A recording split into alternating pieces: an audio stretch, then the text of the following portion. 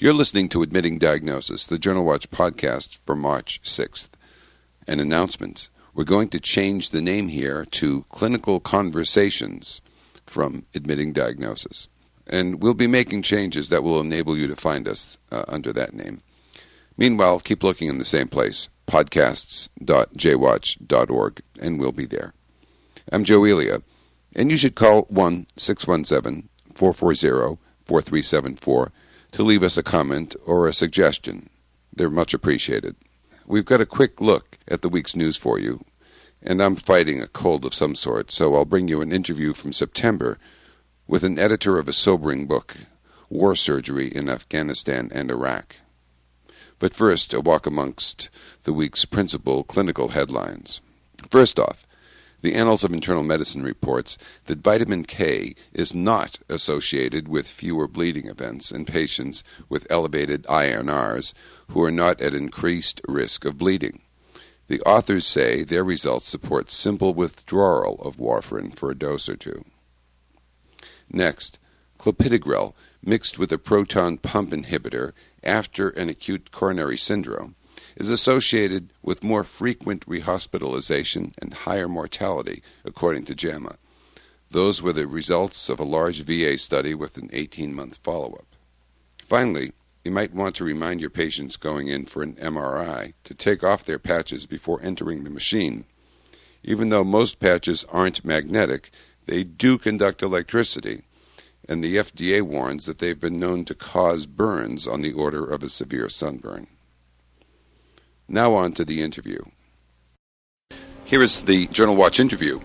This summer, the Surgeon General's office published a book entitled simply War Surgery in Afghanistan and Iraq, a series of cases 2003 to 2007.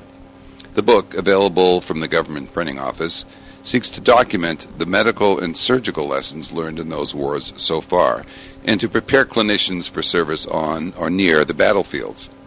War surgery profoundly illustrates what modern weapons can do to the human body and what modern surgical techniques can do to attempt to repair the damage.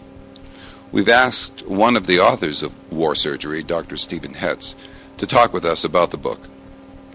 Dr. Hetz is a surgeon and a retired colonel with 30 years' service in the Army. He has served in Panama, Somalia, and Iraq in both conflicts there. Dr. Hetz is now Director of Medical Education at the William Beaumont Army Medical Center in El Paso. Welcome, Dr. Hetz, and thank you for talking with us today. It's my pleasure. Tell us about the idea for this book and how you went about collecting all those 80 or so cases you included. Sure. Actually, I'm, as it says in the book, I'm one of three editors. Sean Nesson is the first editor. Actually, Sean is a general surgeon who graduated from my training program. I was the general surgery program director at William Beaumont Army Medical Center in El Paso when Sean did his training there. Sean also has deployed to the Iraq theater of war, and actually since this book, in the middle of this book, also was in Afghanistan for a 15-month period of time. But Sean returned from Iraq and was really interested in trying to, find more information about some of the things he'd done and how, he could do them better, perhaps. And he actually was talking with Dave Lounsbury, who is the second editor. Dave is an internal medicine doctor who also had deployed to Iraq with the 10th Combat Support Hospital, and apparently the way it went was Dave told Sean, "Hey, if you want a book like that, you're going to have to make it yourself." And they gave me a call. I had been deployed in 2004, and basically I had been interested in a similar book. We had published a book earlier. This book was called Emergency War Surgery, which was an update of a book that's been published several times by the United States Army about war surgery, but it's basically a book of prose and, some diagrams, and as we like to call them in medicine these days, cartoons and schematic drawings. But really there is nothing that really prepared one for the reality of some of the injuries that I really experienced for the first time in Iraq. And so they gave me a call and said, "Are you interested in helping us do this?" And I was very interested, actually, in doing that. I see that many of the photographs in the book You actually mentioned, I think, in the introduction, that many of those were taken by the surgeons in the middle of, or people who were present in the middle of those operations as the people came in. Yeah, basically all the clinical photos are taken that way. There are no professional photographers that participated in those particular photographs. Now, there are other photographs in the book that were taken actually by professional photographers, notably the cover picture. Yes. But frankly, what surgeons did, because of the great availability, obviously, now of digital cameras, not so available back in the first Gulf War, but now they're ubiquitous. And frankly, people documented many of their cases, and I must admit, I was very interested in doing that. Having been to several other combat theaters and experiences, I just never really took the time, and I thought later what a great educational tool this would be for residents, especially general surgery residents, that would be deployed possibly in the future. So when I was deployed, I took great meticulous care to try to document many of the cases I did. I had nurses in the operating room or other physicians take pictures while we did these cases, and I wasn't the only one. And so a call went out basically to military surgeons, specifically Army general surgeons, but we solicited some from the Air Force as well. We were fortunate to get some.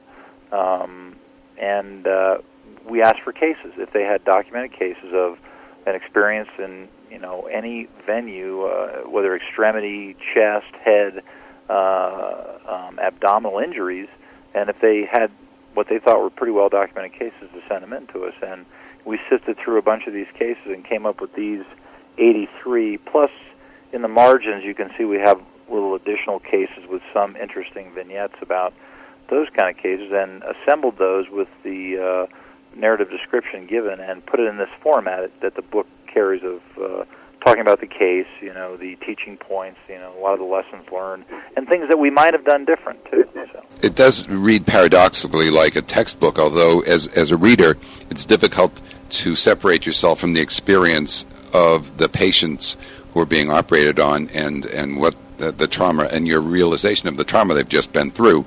And then you see the teaching points at the end of all this. And I was going over this in preparation for talking with you, and I was glad to see that most of the cases included were successfully treated. There's a picture of a fellow there with his wife 5 months after his quite serious injury, and he's smiling.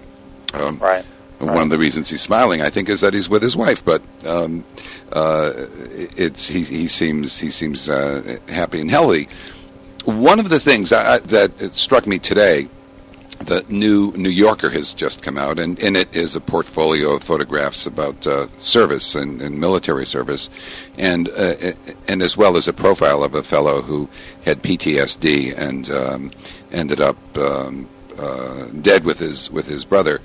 Is there, and PTSD, of course, is not a surgically treatable wound, but it's a wound nonetheless. And is there a lot of that that's being seen, and are there ways of treating it that are improving? Yeah, I mean, it's a good question. Obviously, I'm a general surgeon, and this book is largely focused on surgical cases, but in fact, of course, post-traumatic stress disorder, well known from Vietnam, is also well known in this war. I mean, quite honestly, some of the horrendous injuries that soldiers and others experience, as well as witness, are just, I think, just too difficult to handle sometimes. And what ends up happening is they do, when they come back from the war, they have some difficulties at home, and frankly, the Army and the military in general has been very, very concerned and interested. I mean, all of these soldiers, before they deploy and after they return, fill out pretty extensive questionnaires in their post-deployment debriefing about, what experiences they've had, if they've actually seen somebody shot or killed or suffered a wound themselves. And, these are put into a database, and these soldiers are followed fairly closely. There's great concern within the Army among the chain of command. That is, the company commanders, the battalion commanders, the platoon leaders, the platoon sergeants, the first sergeants, all the leadership, to kind of keep an eye on people when they get back to see if they are, in fact, displaying erratic behavior or behavior that may be indicative of post-traumatic stress, and then try to get them the necessary help to do that. In addition, the Veterans Administration has been extremely tuned into the post-traumatic stress disorder problem with veterans, and frankly, I think has done a lot to try to mitigate the difficulties. But quite honestly, it's a very difficult problem to treat. It truly is. Well, you went through West Point and then the Uniformed Services Medical School. Did any of that prepare you for practice near the battlefields? Yeah, I mean, honestly, very much during medical school. I went to a medical school that was training future Army, Navy, and Air Force physicians, and we did a lot of. We had lots of classes on military history, on the history of surgery, military medicine. I mean, truly, the history of medicine, especially surgery, is military directly related. So much of it was learned on the battlefield, from the earliest times to now. And so there was a lot of attempted preparation, but frankly, the pictures that you see in this book really, you can tell those pictures are pretty graphic and really show some pretty devastating injuries. Yes. Seeing those up close and personal is even a step beyond that, quite honestly. But as a surgeon, we do trauma. General surgeons do trauma a lot, and frankly, you see a lot of traumatic injuries. Often it's very rare to see an injury in civilian practice that is of this caliber, but it does occur. And frankly, dealing with that kind of stuff teaches you and trains you to deal with the priorities to save that life when that patient comes in with those injuries. And, kind of after it's over with, you get a chance to kind of look back and go, wow, that was something else. But during, the actual episode of care, you're just focusing on those things necessary to keep that patient alive. His airway, stop the bleeding, control the contamination, and try to preserve, life, limb, and function as much as possible. What surprised you most as a combat surgeon? Yeah, I got to say that I think that it was, there are several things, honestly. First of all, the way the medical people that I worked with in my hospital responded and took care of these soldiers was just beyond remarkable, in my opinion. The average medic, nurse, other people that work inside the hospital, they just did an extremely professional and incredibly, intense experience. They just did a great job at managing these types of injuries day after day after day. We took care of everybody, of course. We took care of Iraqi civilians. We took care of enemy insurgents, all of the above. I mean, they all were part of the war wounded, and we took care of them day in and day out, and the people did a remarkable job doing that. And the second thing is, it really was remarkable. I mean, almost to an individual, the soldiers would come in with sometimes very devastating injuries. Lower extremity injuries, like, they lose their leg below their knee, they lost their arm, or something like that.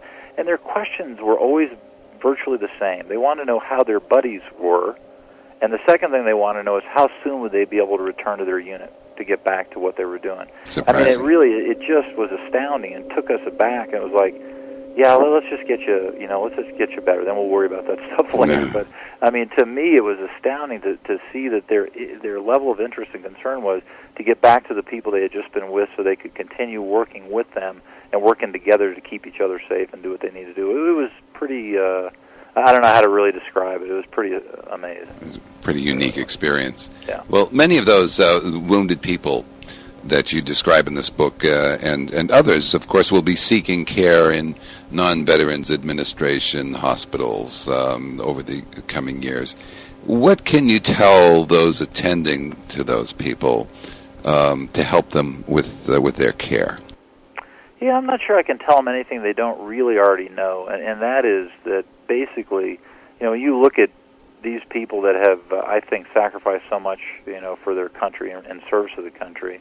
I think, as every patient, they deserve a lot of respect for what they did. And really, when any patient's treated with respect, I think they do much better in the care with those physicians. I mean, frankly, the other issue is, I think this post-traumatic stress issue is a significant one, and anybody that's been combat wounded or has had this intense combat experience with whatever illness they may have as a result of that, that's something that always has to be in the back of the physician's mind is, other than the physical malady that you're looking at, let's say it's an amputation or whatever kind of injury, an old head injury or something, that the overlay of this post-traumatic stress disorder is going to be around somewhere, and they just have to think about that and consider that as part of the treatment paradigm for that patient. There's a foreword by Bob Woodward, the journalist who was the NBC journalist, I believe, who was wounded. Yeah, actually, his name is Woodruff.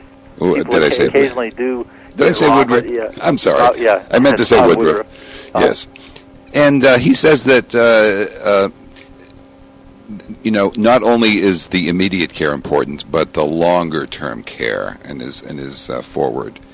The sort of the kind of wounds that don't heal, and he says that the care given in the heat of the moment is wonderful, but he says he hopes that the system will find its way to figuring out how to give that kind of excellent care as the life of that soldier continues in the years that follow.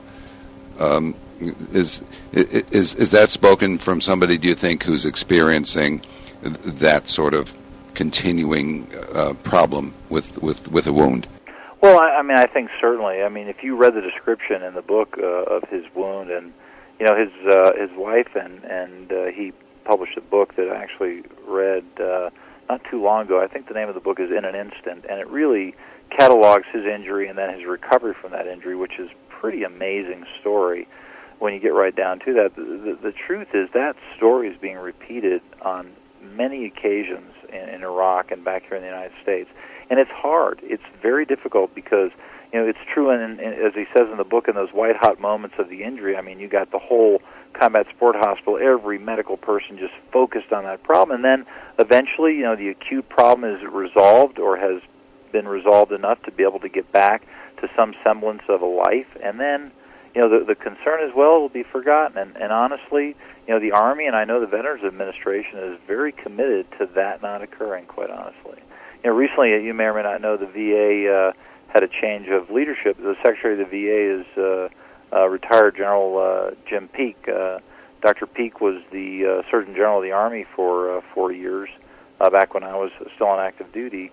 And, he's a phenomenal individual, and quite honestly, I think as a former combat infantry officer and as a surgeon, as a surgeon as well, he is the perfect guy to really be able to, clearly understand the issues. He himself was in Vietnam, and after he came back from Vietnam as an infantry officer, decided to go to medical school. So the VA is really going to carry a lot of the ball on these lifelong issues that many of the soldiers and both retired as well as soldiers that just served there several years and got out are going to need attention for over the ensuing decades. And I think it's I think the focus and the interest and the mandate to care for these individuals over time is there. They certainly deserve it. You begin the book with a quote from Hippocrates, and the quote is, "He who would become a surgeon, therefore, should join the Army and follow it." And you've done that. And then you and your co-authors and your co-editors ended with a quote from with a poem from Wordsworth, but then an intriguing quote from Virgil's Aeneid about the tears of Aeneas as he struggles with the memory of war and lost friends and comrades. Was your journey similar to Aeneas? Well, I have to tell you, Dave Lounsbury is the second editor listener. Dave is just a delightful guy. He's an internist and a neurologist, and kind of, Dave wasn't really the guy who would do the technical aspects of surgery.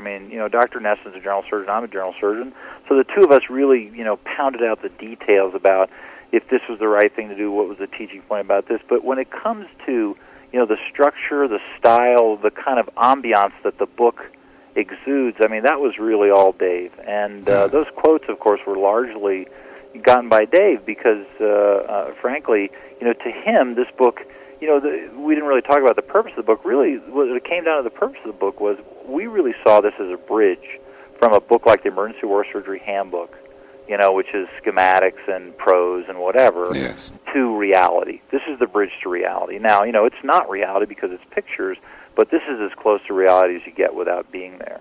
And really that was our interest, was to have surgeons, specifically military surgeons that were going to go to war, have some preparation for what they were going to enter. I think Dave really saw a larger purpose for the book, and I think, those quotes at the beginning and the end, which really are, of his discovery. I mean, he found them, put them in there, and they kind of fit in the book there, kind of tell a larger story, you know what I mean, Yes. in terms of, the fact is when you're young and excited, the war is some kind of a new adventure, but the truth is, war is a lot of suffering. That's what it is. I mean, and then that's reality. Whether you agree with the concept of being in the war or not is really not the issue. I mean, truthfully, it's a lot of suffering, and making that decision to embark on such an endeavor, it's a pretty weighty decision. But the thing that's amazing, of course, is you can see at the very beginning we also dedicated the book to service. Yes. And it's the service of soldiers, Marines, airmen, sailors who have sacrificed so much for their country, and that truly, especially from us providers, medical care providers that took care of these people, it's truly from the heart, because it is quite a service and quite a sacrifice and commitment that lots of America's youth have given to this country. Well, it seems a good point to end our conversation. I want to thank you, Dr. Hetz, for your service and for your time with us today. It was my pleasure. Thank you. Finally, well, for the second straight week, the attempt to rope an interviewee went astray, so I've given up on the bloke. There will be a new bloke next week, I promise. Hey, spring seems to be coming. At least that's what the clocks are telling us. And if where you are on the planet is across the equator from me, then your autumn is nigh. Whatever your transitional season is, enjoy it. We'll see you next week. Clinical Conversations executive producer is Adoriano, and I'm just Joe Elia. Give us a call and let us know what you think. 1-617-440-4374. And be healthy.